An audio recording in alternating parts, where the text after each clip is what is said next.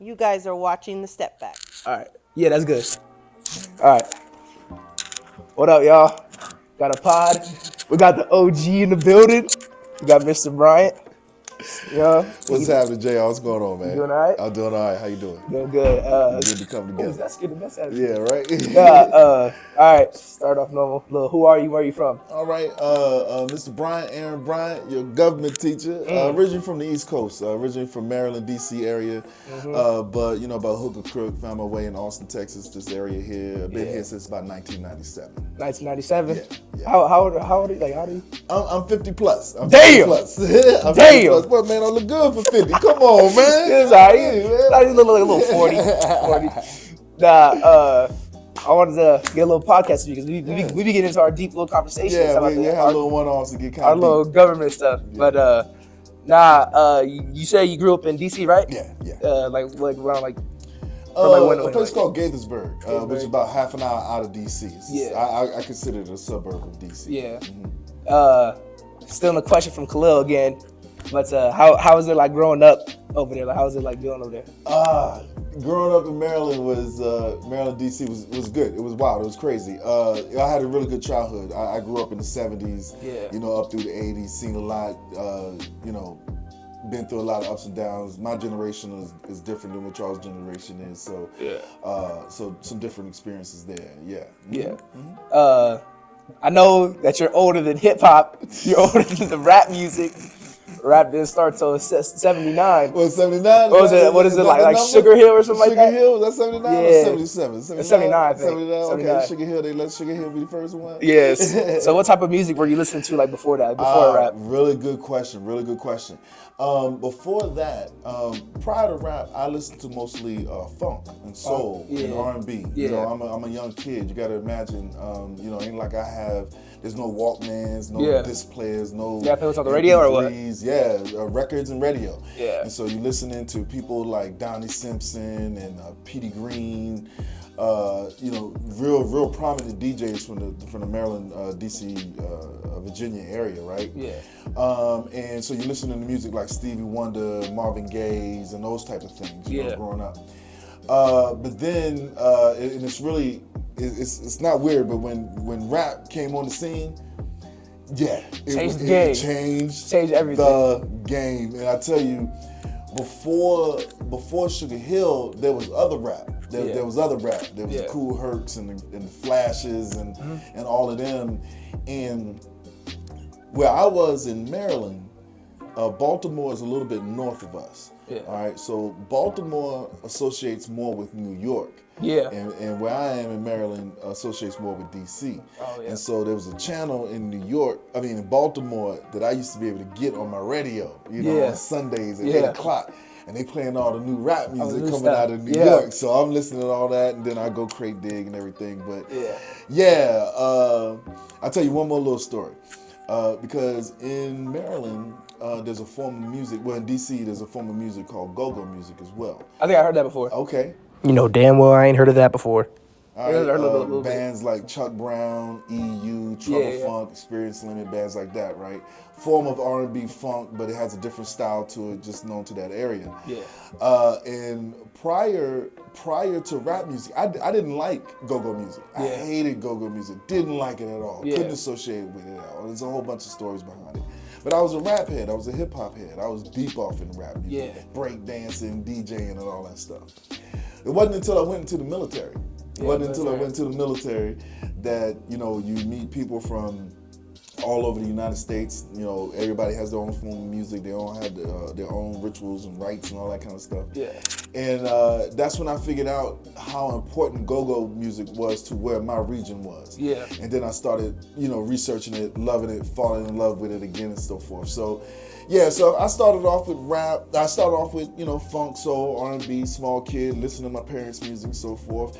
Rap hits the scene right there at the beginning of it. Know a lot about it, been through the ups and downs of rap, seen it change and so forth. And now back in the funk, R&B, definitely go-go. Rap has changed. I let y'all have rap now. I let y'all young kids have this new stuff, Do you think the rap back then is better than what it is today? Nah.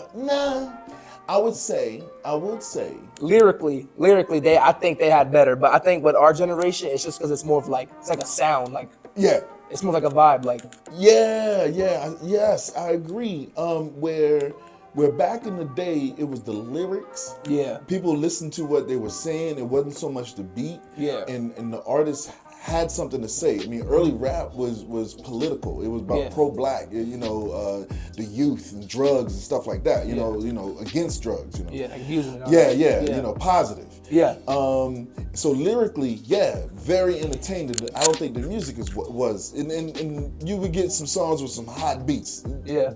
Trust. But now where it feels like to me, the beat is more prevalent. Yeah. And the lyrics don't make no sense. They don't at all. You know, it's what they talk about. You know? They talk about cars, the females, to shoot somebody, right. it's random. All the same thing. I mean, what I'm saying has been said before.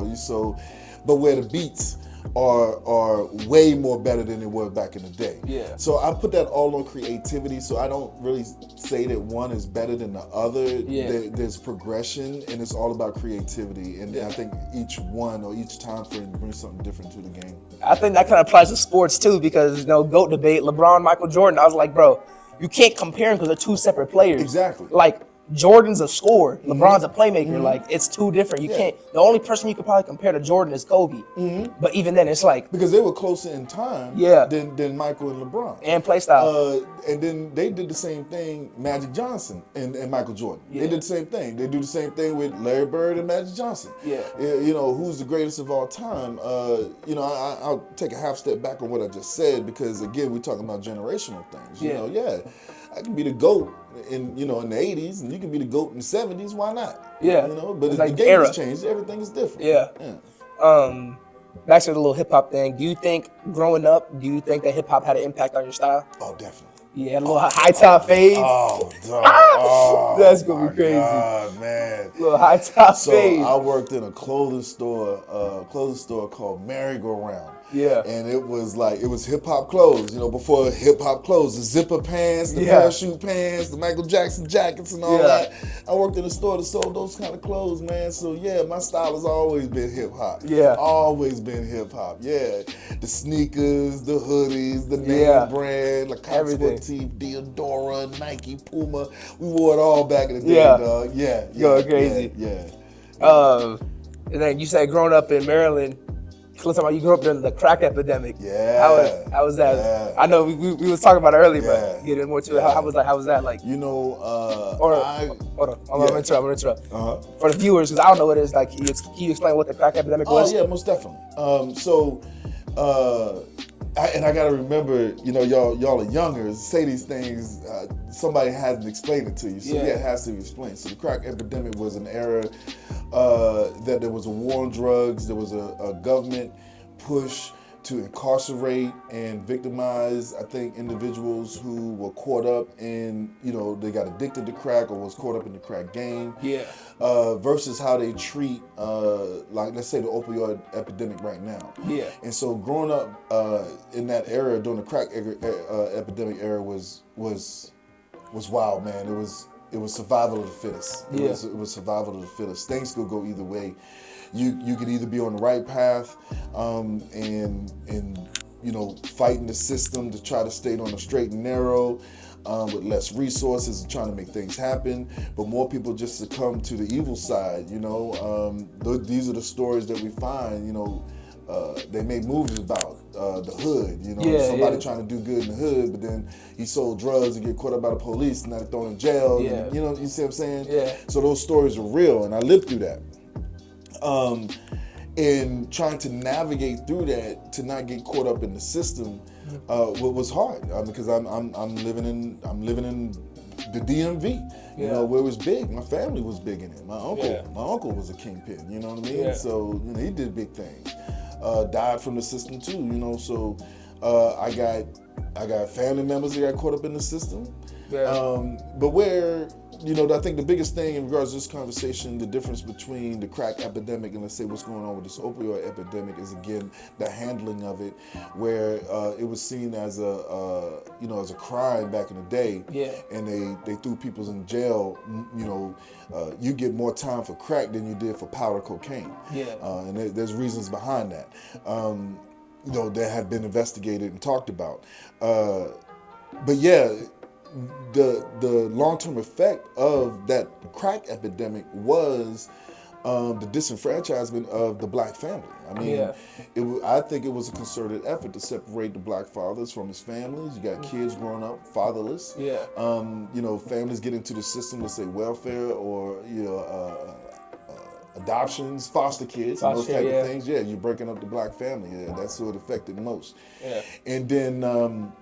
And it was hard to recover from that. It's been real hard to recover from that ever since. And then these females came up to the door and started interrupting the pod, bro. Like, come on, tighten up. Yeah, no, I'm not gonna lie. You trying to have this going to my hours too? Because I owe like 1.5. Yeah, is it? Yeah. I mean, that's done. Yeah. 1.5, that's easy. Yeah. Don't get no more. Yeah. Yeah, nah, my mom and dad be, why you skipping? Uh-huh. Yeah, bro, because they don't understand, like, Spanish. Like, dude, it's a bunch of underclassmen. Like, Yeah. Like, some of them are cool, but it's like, dude, I don't want to be there. I don't know nobody. Yeah. What were we talking about, though? I forgot. We were talking about the epidemic. Epidemic. Yeah. Yeah, and the destruction of the black family. Yeah. And so, yeah, I think I was alluding to, as well as putting young black men in jail away from their kids and families. Yeah. If let's say the mother found themselves in some type of like welfare program. Yeah. And this was prevalent in DC, where the father couldn't come back to the house. The father wasn't allowed to live in the house. If the mother was on welfare. So that was just another way to keep the man out of the house, which had a big effect on how we raise our kids and so forth. Yeah. But I think there's a big turnaround going on now. Yeah. The thing that people don't factor in is what happens after something like that. Mm-hmm. So you have a generation of kids that witnessed this and lived through this and experienced it and said, well, I don't want to be that way. I'm not going to live that way. I'm going to change things. Yeah. And now, progressively as people get older, things change. Yeah. So maybe necessarily something that, we didn't want to go through. Maybe it was necessary, but we'll come from the ashes from that. Yeah, I was explaining last podcast that, like, I'm blessed to have my dad. Because it's like, if I didn't have my dad, like, I would be bad. Yeah. But, like, nah, I think it's good because I noticed him growing up, like, how he's changed. Because my mom used to tell us stuff that, like, how my dad used to, like, mess around too much, like not being for real.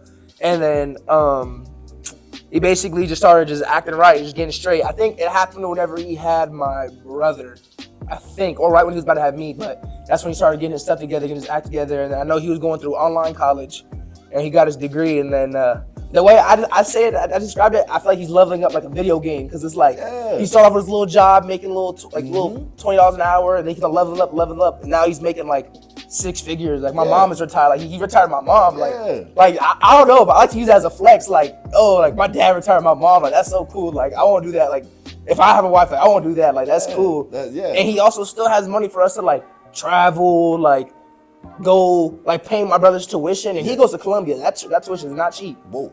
That tuition is not cheap.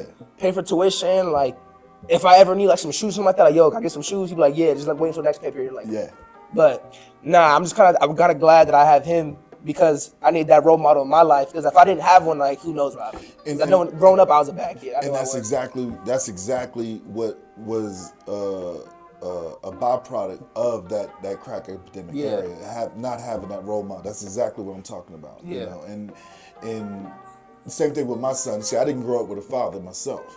And I said, I will not leave my child. Now, although my wife and I got divorced, I didn't leave this area. And I was always with my kid. And I played my child support. And I'm in his life. You know what I'm saying? And I'm trying to be that role model for him and those type of things. I was also thinking, it's like anybody can be a father, but only certain people can be a dad. Yes. It's like I can go have a kid right now. I'll be his father, but I won't be his dad, because like I wouldn't like. Because I don't know him, like I'm not finna mess with him just because like I'm younger. But the dad is the most important. The dad is the most important thing. But mothers are too. Mothers are too. That's right. Shout out to International Women's Day. That was yesterday. Hey mom, love you mom. But all right, my favorite part: government theories. Antarctica. We started off Antarctica. Started off on that, man. Antarctica. Let's let the people know about the little Roswell story real quick. Right, so I was sharing with you, man, how a lot of things happened in the mid-40s. A lot of things happened in the mid-40s. You got to think it was World War II. At the end of World War II, he dropped 2 nuclear bombs. In the middle of Mexico, there was a lot of nuclear testing. Okay. There was a mission sent down to Antarctica by this Admiral Byrd character. I'm pretty sure you know you read about it or whatever. Where they took a whole bunch of ships down, and they were actually, it was a secret mission called Operation High Jump. Secret mission to go look for a German base that was in Antarctica. And they went down there, and the stories that came back were real crazy, real weird. A lot of things have been debunked already, but at the end of the day, there's this story out there that, you know, at the bottom of the planet, Antarctica, it's actually green and lush, and there's a hole in the planet, and there's a whole different race of people down Hollow there. Earth, lizard people. Hollow Earth, lizard people, yeah. And so, so what we were talking about though was just a series of events that all happened around the same time. They make you think like, well, what's going on, you know? Just like right now, all these events about the UFOs is coming out, and now the government saying there's UFOs and stuff. You know, what's gonna happen later on down the road? Is the truth, you know, really gonna come out? Whenever I saw my UFO, I said, oh, that's right. All right, for the viewers. All right, so me and my boy Omar from Glenn, we were driving to go pick up my friend Chris. And he lives like out in like the country, like way deep. We were driving for like 20 minutes, and we're driving down the road, and we see like this bright light in the sky, and we're like, okay, wait, what's that? Okay, it's just a star. But then we started seeing it shaking, like it starts going like back and forth like this, and then we're like, hold on, pause. And that's not a plane. Like a plane can't go back and forth like that. And the light wasn't flashing because, like, you know, when you see a plane, like the lights are flashing. No, it was like a straight light. And then we just see it go like this, and all of a sudden it just goes like fast, and like we say, yo, like we started screaming like we were going crazy. Oh my god! And I posted it on my story, on my private story on Snapchat, and then one of my friends from Rouse, he was like, bro, I just saw it too. And then the next morning we saw an article on Twitter talking about UFO sighting near border of Mexico and US. And I was like, dude, that had to be what I saw. That had to be what I saw. So I was like, dude, now like I seen that like that kind of like makes us like feel like we're like little compared, like we don't know as much as we do. Like we think we know a lot, but we really don't. Like we don't know anything. Like the fact that we also have like only like, what is it, like 3% of the ocean discovered? Like that's crazy. Like we have no clue. That's bad. That's no clue. I liken it to something I saw.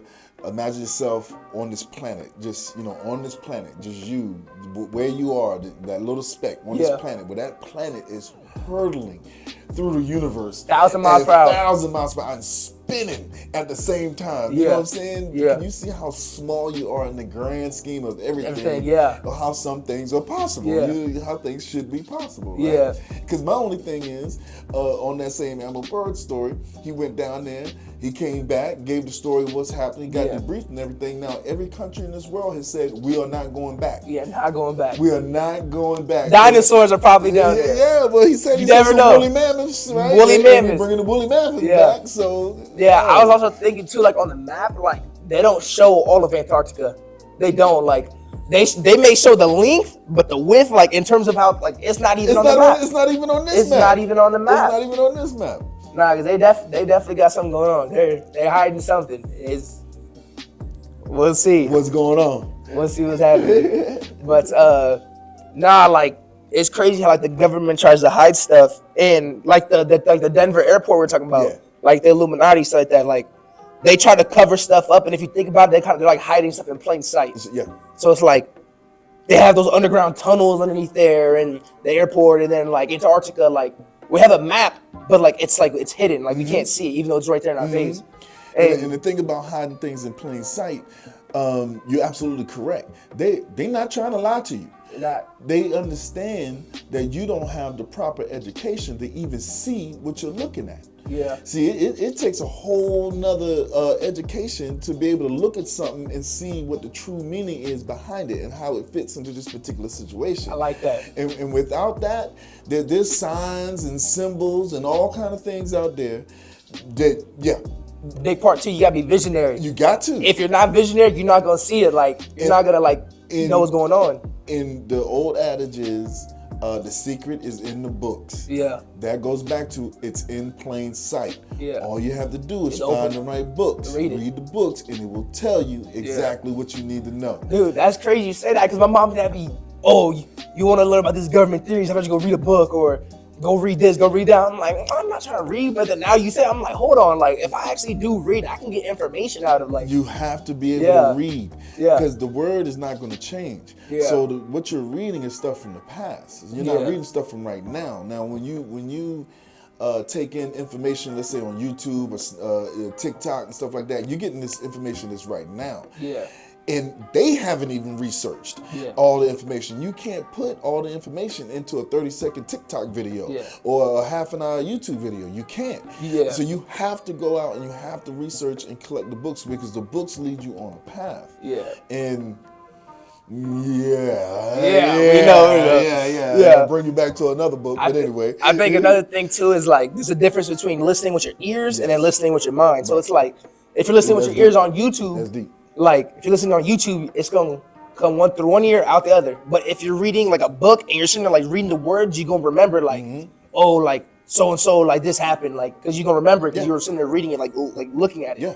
But if you're listening to it, you're not gonna remember it. It's your inner self talking to you, telling you this stuff, versus the third party telling you this stuff. It's your inner self talking to you, like reading this stuff, and it's really inculcating on you. Yeah.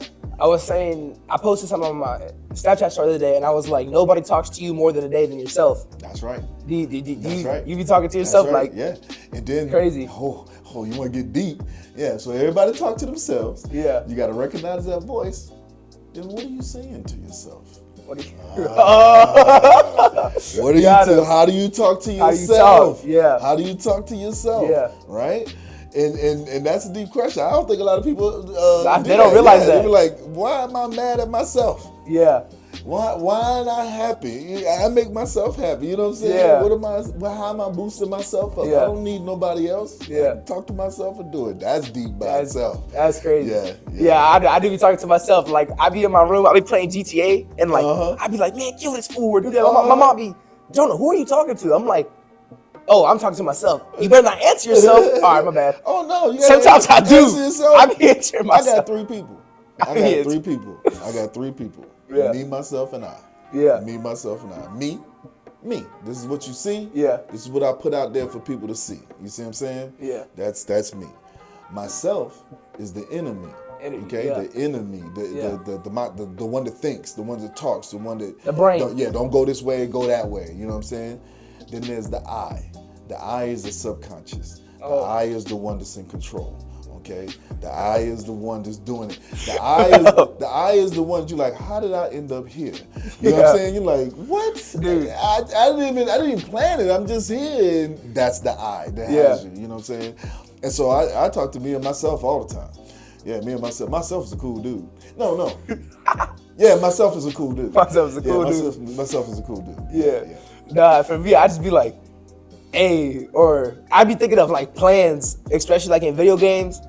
I be like, especially in Call of Duty, I be like, all right, we about to go around this corner, we about to get him. I'm like, all right, bet, let's go get him. And my mom be, who are you talking to? I'm like, my phone. Like, I'm just talking to. I don't realize, like, it just happens out of nowhere. Yeah. Like sometimes, like, I be having my headphones in, and I won't even be playing nothing. I'll just be talking to myself, and people think I'm rapping music. Yeah, use that for a tool, man. Yeah. Be like, all right, dude.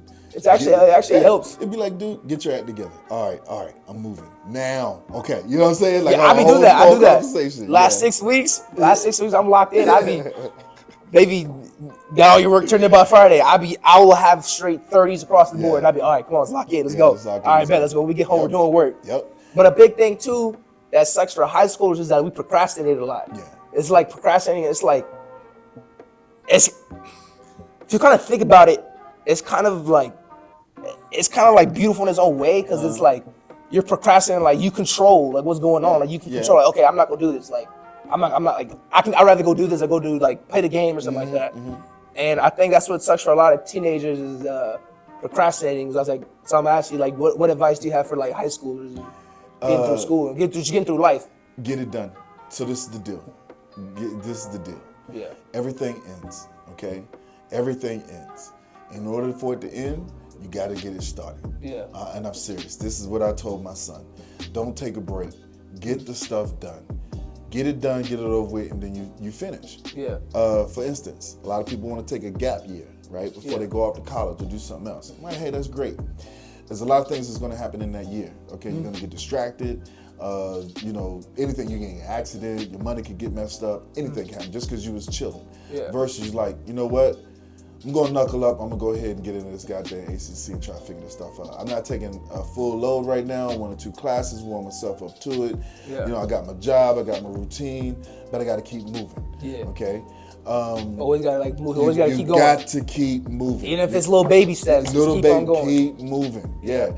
And so that's how you beat that procrastination. And the thing about it is that once you're done, then you're like, oh, okay, I got that part done. What's next? Yeah. And not this. Okay, I got high school done. Okay, 2-3 years from now, I want to go get this new job, but the job I'm applying for, they want college or whatever. Yeah. So now I got to go back to college. Yeah. Right? Now you go to college, you spend 4 to 6 years. Remember, the average is 6 years trying to graduate college, and now he's like, okay, now I'm ready for that job. Yeah. Now you done wasted 10 years. Yeah. You see? Mm-hmm. Not just the 6 going through the school. When you could have, got some things done early. Another thing that I saw on YouTube is like, you gotta think of it kind of like as the alphabet, like the levels. So it's like, you want stuff done, you don't want to go from all the way from A all the way to G. Right. So you want to hit the little A and then B, and then if you get lucky, you can skip C and go to D. Like you can skip through. It's like you gotta take the baby steps, so like it makes it easier. There was another thing that we talked about too in class that I just recognized is that on average, y'all guys are about to be 20 years old. Okay, 18 to 20. Okay. Yeah. And then in 45 years, y'all 60, 65. That's it. 40 to 45 years. Yeah. 40 to 45. Yeah. All right, y'all about to move into the next phase. And another thing too is that humans on average sleep about 8 hours. So that's like 8 divided by like 8, like out of 24, you're sleeping 1/3 of your life. How much time do you have to procrastinate? You sleep in 1/3 of your life. So let's say the average life is about like 80, or no, let's say like 70. So let's say what's like 35% of round it up. I don't even know. But you're sleeping 1/3 of your life. The next 17, 18 years of your life, that's like you're a kid, like you're trying to like you're a kid. So then that's already like what? That's what 20 years, and then you got like what 1/3. Let's just say I don't know. It's like another 20 years. That's 40 years right there. Yeah. And then the next like 5-6 years, like your 20s. That's when you're trying to get situated. So then you really only have like 15 years to like really do what you want and try to make something happen. So then like you can retire early. Then you be 45, 50. I think from the age of like 25 to, I would say like, until maybe like you're like 40. That's whenever you have like the time to like, you need to get it in check. And that's 15 years. Yeah. That is not a lot of time. It's not a lot. Not a lot. Have a kid. Mm-hmm. Get into debt. Mm-hmm. Get into trouble with the law. Yep. Take some time off, not do anything. Yeah. You losing time. Personal needs. And if you losing time, you're losing money. Time is money. Time is money. Time is money. Because if you could have went in and got an education, knocked it out, right, then you'd be working in your profession and you doing the time, you putting in your time. Yeah, 10 years, you the manager. Yeah. 15 years after that, you the CEO, blah, so forth, and then you're a young age. Yeah. You're not 50, 60 talking about I put in my chops. Yeah. Mistakes. I'll say this. Life is short. Life is short. Yeah. But if you make a mistake, life can get very, very long. Yeah. Get very, very long. I was thinking, so it's like, if you make one mistake, that's gonna live with you forever. Not forever, but for a long time. It could take 10 to 12, maybe 15 years to recover from a legal mistake, a bankruptcy, a divorce. Yeah. Yeah, it's getting crazy. Yeah. Well, we got the class. All right, that was good. That was good. That's real good. Okay. I'm gonna do it again. We'll get another one for sure. We'll do another one. Appreciate you. All right, see how you edit that up.